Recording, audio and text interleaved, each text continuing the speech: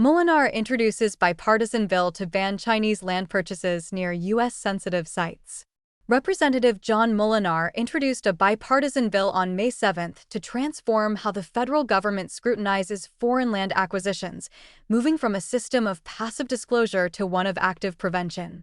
The Protecting U.S. Farmland and Sensitive Sites from Foreign Adversaries Act seeks to secure American agricultural and technological interests by closing the legal gaps that currently allow adversarial entities to gain geographic proximity to critical infrastructure.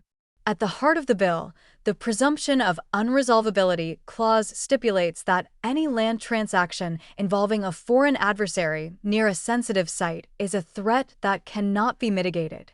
This shift forces the Committee on Foreign Investment in the United States, or CFIUS, to prove that a transaction is safe by clear and convincing evidence before it can proceed, a rigorous hurdle that prioritizes national security over private foreign investment, according to the bill.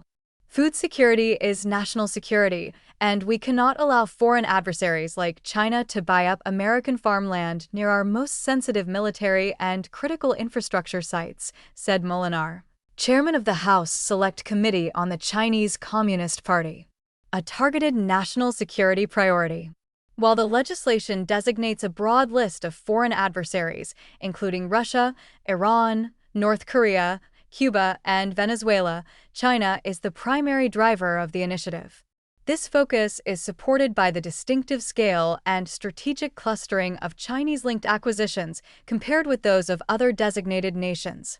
As of December 2023, U.S. Department of Agriculture data show that Chinese primary investors reported owning 277,336 acres of U.S. agricultural land, whereas holdings from other adversaries, such as Iran, Cuba, and Russia, remain significantly smaller. The Chinese Communist Party's brazen efforts to collect intelligence on American soil demonstrate its intention to exploit any and all gaps it can find in our national security architecture, said Alexandria Paolozzi-Moore, Senior Director of Government Relations at FDD Action, as cited in Moolenaar's May 7th press release.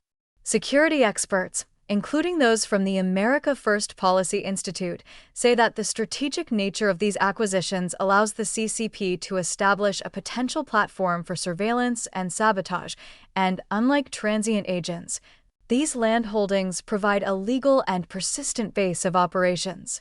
Safeguarding agricultural sovereignty, critical infrastructure. The legislation addresses two primary pillars of national strength: agricultural sovereignty and infrastructure exposure. By expanding the definition of national security to include agricultural biotechnology and long-term domestic needs for food and water, the bill ensures these critical resources are protected from adversarial interference or sabotage. Furthermore, the legislation establishes a new elevated risk category for real estate near sensitive sites, now officially encompassing maritime ports, Federal Aviation Administration-listed airports, and critical telecommunications infrastructure, including data centers and fiber optic nodes. Recent federal filings involving Offutt Air Force Base in Nebraska highlighted the importance of security protections, as a Chinese national was charged with illegally photographing sensitive aircraft. Liang Tianrui was arrested on April 7th at JFK International Airport in New York while attempting to leave the United States after a judge in Nebraska issued a warrant 4 days earlier. Although individual trespassers can be prosecuted under statutes such as 18 U.S.C. 795, current law does not prevent an adversary from owning a private, legal site just outside a base fence line to conduct similar surveillance. Integrating federal and state authority. The bill includes a preservation of state authority clause, ensuring that federal oversight does not override those states that have already passed their own restrictions. States like Florida, Arkansas, and Texas have pioneered these efforts by prohibiting foreign principals from adversary nations from owning land. Moolenaar's bill would provide a federal baseline to ensure that no state remains a soft entry point for adversarial influence.